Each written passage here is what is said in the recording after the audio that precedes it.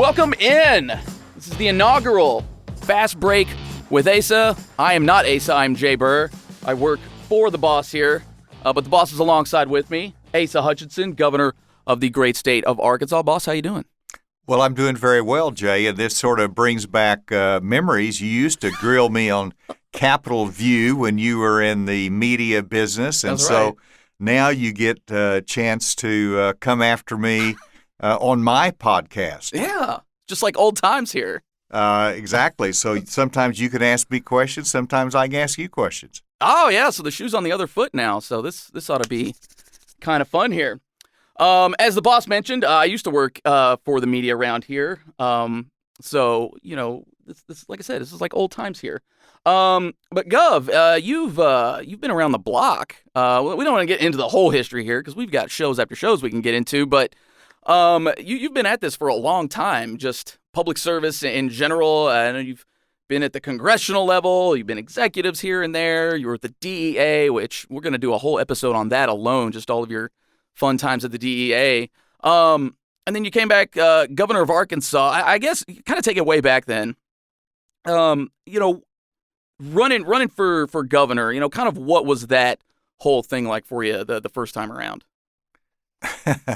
Well, of course, running for governor was something that popped up later in life.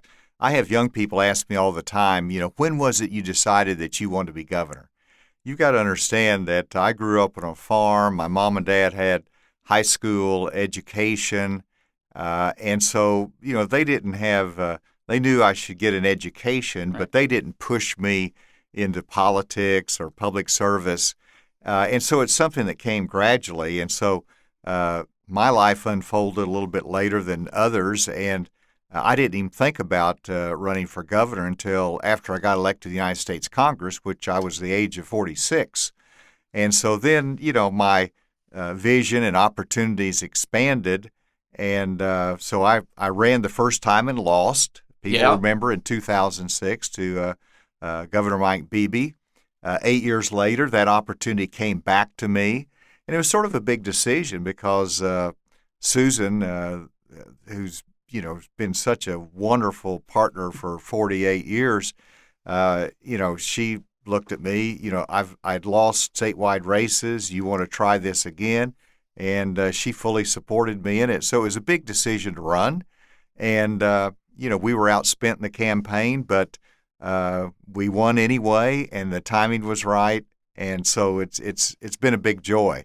But, you mentioned my public service, and people think of me, well, I've been in Congress, I've been in the Bush administration, and they think of me in my public life. And even when I was in the private sector, I was still chairman of the party. But you have to remember that I practiced law for 25 years. I spent 25 years in the private sector, starting Bentonville's first FM radio station, practicing law on the square of Bentonville. After I was United States attorney, I went back and practiced law in Fort Smith. Right. And just had a great time. And so I value my time in the public sector because I'm giving back, but I also really enjoyed the time that I had in the private sector. Kind of had two careers here, kind of going from, that and then, the ripe old age of 46, jumping into the fray here. Well, that's why we call this Fast Break with Asa. Things do move fast, and my life has been full for sure. Now, we kind of got a double entendre with that because, even though you're kind of winding down your administration, you're still going full bore, and we'll get to that in a second, but you're also a big hoops guy. You like basketball.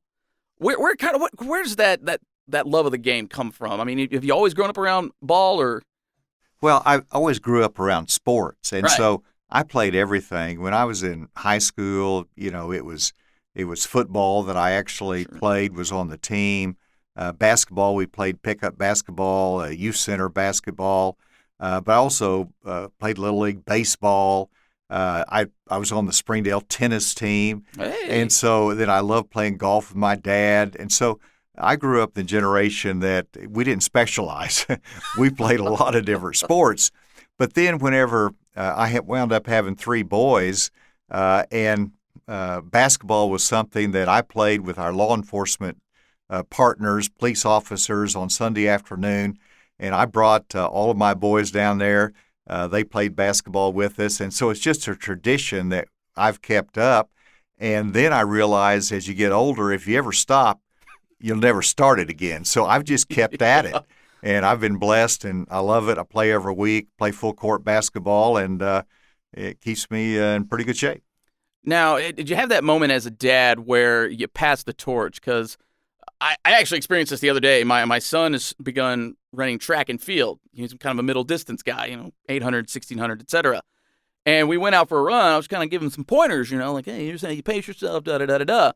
And he ended up leaving me kind of towards the end of things. And I was like, well, I have officially passed the torch. Did you ever have that moment with your boys?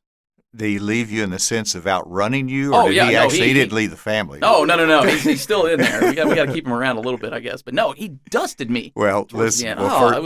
Yeah, each generation's got a lot better in basketball for sure. My son Asa, played at Northside High School in Fort Smith, played outstanding ball, and then my grandkids, they left me long ago in the sense of basketball skills, and my grandson Ace is 6'7", played college ball, and then Abel is playing. But it's not just in basketball. You think about my grandson here in Little Rock. Malcolm is an all-state tennis player, and so we got some skills down that far exceeded mine for sure. Now, it took me a minute because you mentioned you keep playing, but it wasn't until I started working in the office that you've actually got it blocked out every week. You playing. Oh, yeah, it takes a little while for the schedulers to understand the level of importance here. And so, we've got it down after 7 years as to what I'm doing on Friday morning. And if somehow I'm having to be traveling or something pops up, we try to do it on Thursday. Yeah. And I've got some great guys that play with us. And actually, I've had a former WNBA player play with us on Friday. So it's not, we try to share the fun. How does one get involved in this? Like, I know you invited me a long time ago back on the media side, but I've never gotten the actual invite to come play. Jay, don't push it. Don't push it. No, it's just fun. And we play. I'll play sometimes. I went to Batesville and I played, and so I like getting out and doing that. But just a tradition. Do you guys trash talk each other at all? We try to win. Oh, it is competitive. That's big. Who out of everybody you play with though? Who's got the most skill? Because I've seen Preston, Mike Preston, the Secretary of Commerce. I mean, that guy's got some guns. He's got some huge arms out there. I mean, you have to think he's pretty good at ball. I see Jeremy Gillum. He just looks clumsy to me, but maybe he surprises on the court. No, Jeremy's good. He's got a good outside shot, 3-point shot, as well as plays well inside. No, they're all good and they're competitive, and we got some that played at Arkansas Tech University. Some played college ball over in Memphis area. Yeah. So I like it when we get the young people out there because they keep us moving. That's the official invite right there. You heard it here. And when it comes to again fast break, double entendre, you don't stop moving. In fact, when I came on here, a lot of people sort of gave me the warning, like, look, you're going to have to keep up. If you go to an event with this guy, you're going to have to be on your tiptoes because you stay moving. In fact, you just did a whole lot when it comes to all this stuff. In fact, one of the things you kept moving was the economy here in Arkansas, especially during the whole COVID thing. In fact, there was a Wall Street Journal study that came out recently saying it kind of ranked Arkansas. We had a pretty good response to COVID when it comes to everything that was done over that 2.5 year period. I guess when you saw that too, I don't know if you got a chance to really kind of dig into what they found, but to know that Arkansas had an A grade, top 10 in the nation in terms of its response, according to this study. What'd you think? Well, I was very pleased with it because whenever you look at the decisions that we made during the pandemic, every decision I made seemed to be unpopular, and those were hard. I mean, when I kept the schools open, we got a lot of grief from different segments of the society. sometimes parents that were worried, sometimes teachers, sometimes the community. But, in the end, I think we look back, and even President Biden recognizes that keeping the schools open was very important. And so I was really pleased with this particular study that was done. It was a scientific study measuring the different states, and they measured it in terms of response on the economy, mortality rates, so it's obviously a public health criteria, but also in education. And we did get an A on it, and what I was really pleased with is that they measured the days of in-classroom instruction. Right. And we were number 2 in the nation for days of in-classroom instruction.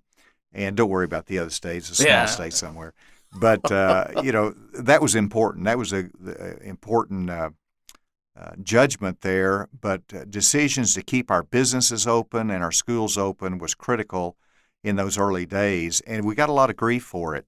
I remember having to go on, seemed like every national show, because we were one of only 5 states that had not sheltered in place or shut our economy down or tried to distinguish essential and non-essential businesses. And I said, I'm just not going to go there because it doesn't make sense, because you've still got hundreds of thousands of people getting up and going to work every day for the essential businesses, trying to keep the non-essential businesses home. And I said, that distinction is wrong. Right. We aren't going to define what's essential and non-essential. Everybody who's making a living for their family is an essential worker, in my judgment. And so we kept our economy moving. Obviously, the companies had to make their own decisions as to how to protect their employees, but that was important to keep us going. And I might, Jay, I was thinking back to a comparison in history a little bit. Okay. Because the number one concern was keeping everybody healthy, trying to stop the spread of the virus. But you always have to have a balance of having life, even during those times. And so when I was at Homeland Security during the Bush administration, my mandate, and I was Undersecretary for Border and Transportation Security, but my mandate was to keep and protect our country from a terrorist attack. Yeah. And then it said, and to do that in a way that's consistent with the lawful flow of commerce. And so literally we would have a higher threat warning, and I would call the border up in Detroit. Mm-hmm. Whenever we enhanced our security up there, we increased our checks as every car went through and every vehicle went through, because we were concerned about a terrorist threat. But I would ask 2 questions. One would be, what are you finding? The second question is, how long are the wait lines? And if we're having our commerce wait 3 hours, then we knew we needed to go to every other vehicle or do more random checks to adjust it. And that's what you have to do. It's always about a balance. And so we worked hard for public health, but at the same time, we had to recognize we needed to keep our economy moving, and we can't shut down that completely because we would die as a community, as a state, and as a nation. And we kept it thriving, that's for sure. I guess kind of what went into some of those real tough decisions, because I know initially you were very pointed in some of the industries that you did kind of limit. A lot of them were those service industries, things like that. Was that kind of the same approach you took when it came to all that? Because, again, that was the real early days when we didn't really know a whole lot about COVID. Well, and that's what, the decisions that we made in March and April of 2020 were not as informed as the decisions that we made later that year. And so, first of all, nobody wanted to go to school with the virus breaking out in 2020. And so we did go virtual during that spring. Later on, we opened it up and we kept them open. But in terms of the businesses, I listened to our public health advisors, and whenever they looked at restaurants and in-place dining, they recommended, of course, that we go to carryout. And so, we went with that adjustment. Our restaurants were incredible, but soon we realized that needed to be short-lived, and we needed to get beyond that. And then, of course, ones I hated was the gyms Oh, yeah. and some of those activities, which really hurt those businesses because they didn't have the same alternatives. Later on, we were able to come in with some financial assistance for them. But, I look back and, consumers could, if they know enough, they can make their own decisions. But we didn't know much at that time. Right. And so, we didn't make the same decisions a year later as we did that first day. And who I'm listening to would be the experts, both here in Arkansas, but also at the national level. Was there a point, and this is just kind of me going media here, was there a point during all those daily COVID briefings that you'd have where I was obviously your favorite reporter that sat around the table, but were there times where you thought about, do we need to keep doing this kind of over and over? Because you were one of the last ones to kind of give up on the daily, okay, guys, here's what's going on kind of thing. Sure, I debated that, and in the early days, it was absolutely essential to have that daily communication. And even now, 2 years later, people come up to me on the street and said, "We listen to you every day. Thank you for communicating in that way." It was one of the best things that we did, and we carried that on for a long time, as you mentioned. But we did it because there was essential information that needed to be talked about, and the public needed to hear and understand. And so we brought them along on the journey. And so, for a time it was, what do you do when there's no vaccine? How do you protect yourselves? And then whenever we had the vaccine, it's who's eligible, because we didn't have enough vaccines to go around. Yeah. This took daily communication. And so that's why I was there. And sure, whenever we got our vaccines out, we educated everybody, then we were able to cut back on that. And that was a pretty traumatic event when we went from daily briefings to weekly briefings. I was bummed, personally. Well, the media, and maybe, no, Jay, you're included in this. But the media actually was an incredible partner because they covered in detail every aspect of the pandemic. The public needed the information. Sure. They gave the data out there so the public could have it. If there was information on testing sites, if there was information on what the recommendations of the CDC and so on, the media really got it right and got it out. It was very helpful to us. I was obviously the most helpful. But the economy, it kept rolling too. Like you said, you kind of had some very pointed shutdowns, but overall, we kept this locomotive going. And now it seems like Arkansas is sort of seeing the benefits of having stayed open, having been open, getting people out there living their lives. Arkansas is pretty healthy right now.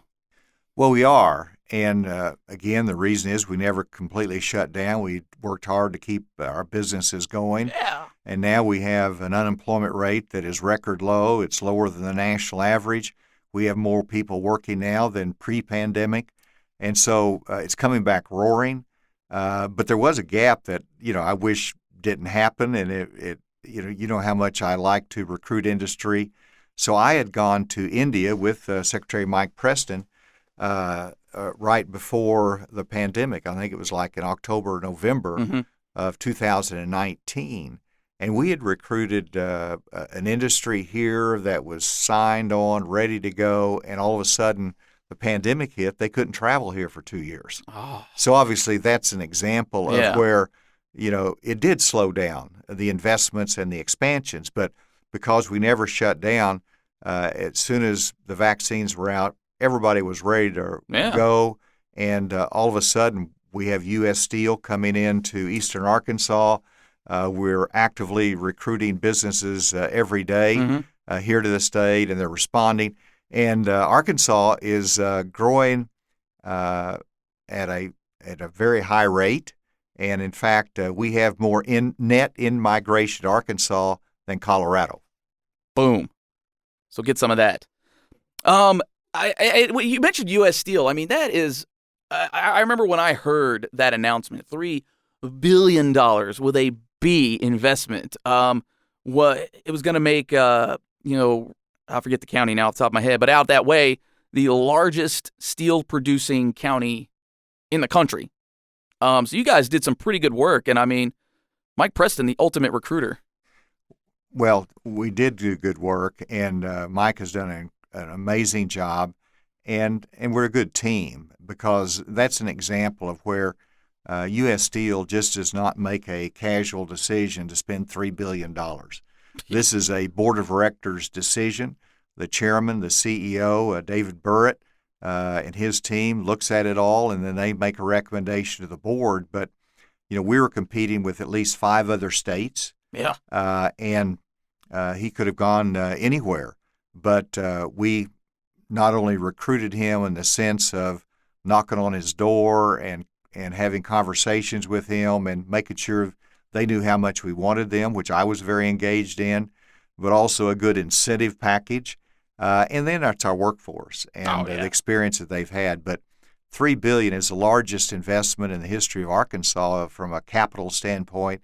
But 900 jobs at an average salary of $100,000 is like a dream world. And there, as we were speaking, digging dirt over there, laying cement, and building one of the most technologically advanced steel mills in the world. And David Burritt, U.S. Steel in Pittsburgh, is very, very proud of it. And just interesting that David Burritt said that they will actually build. They can build this new facility in Arkansas quicker than they could get a permit in Pennsylvania. Well, if that tells you anything. And so, and so whenever you have a business-friendly environment that welcomes businesses, we're going to grow. What's it like to travel with Mike Preston? I mean, is he kind of bougie about things? Is he difficult to travel with? Is he easygoing? I mean, what's it like? What's it like with Mike P? Well, when you're boss, it's really easy. No, Mike is a friend, and he travels well. But it goes back to basketball. We developed this habit when we went to Cuba. We play pickup basketball in every foreign. Well, I shouldn't say every foreign country, but as many foreign countries as we can. So we've played basketball together in Israel, in Switzerland, in Germany, Cuba, on and on down the list. And so we always try to have a little bit of fun along the way, but it's very serious work. You're talking about fast break. When we travel, it is a fast break as we call on industries and knock on their door and talk about Arkansas. That's what I've heard here, because even recently, gone to Israel, you mentioned that. You went out to the West Coast here recently, and you guys are really digging into some crazy technology, trying to maybe bring some of that back home. We did, and it's really interesting contrast. 7 years ago, I went out to Silicon Valley, and I sort of felt like they were not that interested. But now I go back to Silicon Valley this year, and all of a sudden they're at rapt attention for what we've done in Arkansas in terms of our computer science education, but also in terms of our ecosystem for technology companies and their interest in coming here and sharing technology and looking at advanced mobility. And it's because of our great companies here and the growth of the private sector, but also our willingness to attract these technology companies. And I guess final thing here, you're always going, you're always on the move. What do you do to actually wind down? I like to read. What you reading right now? First of all, I like to goof off. And so, I'm in this for the long haul, and I know you got to pace yourself in life, so I go fast and hard, but there's always goof-off time. And so, it's sports. I like to watch sports. I like to play sports. But this last weekend, I had an incredible time. I went up to Newton County, Arkansas, on the Buffalo River, and had a cabin up there. Hey. And Ponca. I was in Ponca. And we climbed Whitaker Point, so went hiking and then on the Buffalo River, and I was with a couple of my grandchildren too. So we just had a ball. So I enjoy life, and family's very important to me. When I think about, I've got 7 grandchildren, and you got to have time to see them. And then, like I said, I enjoy reading, and it's always about history books for me and learning. I'm not much of a fiction reader. I used to read a lot of John Grisham, and I do like those books. But I love the history, and because I get inspired by leaders, I get inspired by those that have contributed things to society, and also the obstacles, and seeing the humanness of their life, and it can inspire you to overcome obstacles as well. And so I always get some good stories out of those books that I read, and I always try to have one open when I'm at home at night. And I guess, are you a big NBA guy too? No. Oh. No. Oh. I went to a Grizzlies game more recently, but, it's all about college basketball to me. Now, I'll watch it whenever it gets into the NBA playoffs. Now, my grandkids, they're all NBA. They love that. But give me college ball anytime. Now, how'd your bracket end up? I remember I gave you some suggestions, and I'm glad you didn't follow them because my bracket was a disaster. In fact, what did I finish, Germ, like next to last? Yeah, it was bad in the office pool, but you were up there. Yeah, you were up there a little bit. 5th place, top 5. It was top 5. Oh, we all were disasters when it comes to those brackets, but my disaster was less disastrous than yours. But no, Kansas is the one I picked to go the furthest. But of course, I picked Arkansas to beat Kansas, and Arkansas wasn't there, but they were almost there. But that was fun. I was in the Capitol today, and this is one of the joys. This family came in. They were from Buffalo, New York. Hey. Buffalo, New York, and they're just coming to visit our Capitol with 2 young boys, and one of the young boys had on an Arkansas T-shirt, and then they showed me a picture of the young man with the Arkansas T-shirt with a picture with Muss, Coach Musselman, who had on, I think, a Buffalo T-shirt, and because they were up there and they were cheering on the Razorbacks in Buffalo. There you go. It was just a neat story. As the number of visitors that come to our Capitol, I love seeing them across the country. It's kind of like a jersey swap. Well, they're giving us the rap cue here, so we're going to do that, but we're glad that you guys get a little bit of a peek behind the curtain here. Hopefully we'll be able to do this a little more, at least monthly right now, unless the boss just has an itch to get in here and talk to me, which... take that for what it's worth here. But boss, we certainly appreciate it. I know the people do too. Jay, it's great to be with you, and hope everybody tunes in for us. That's it. That is Fast Break with Asa, and we hope you will come back the next time.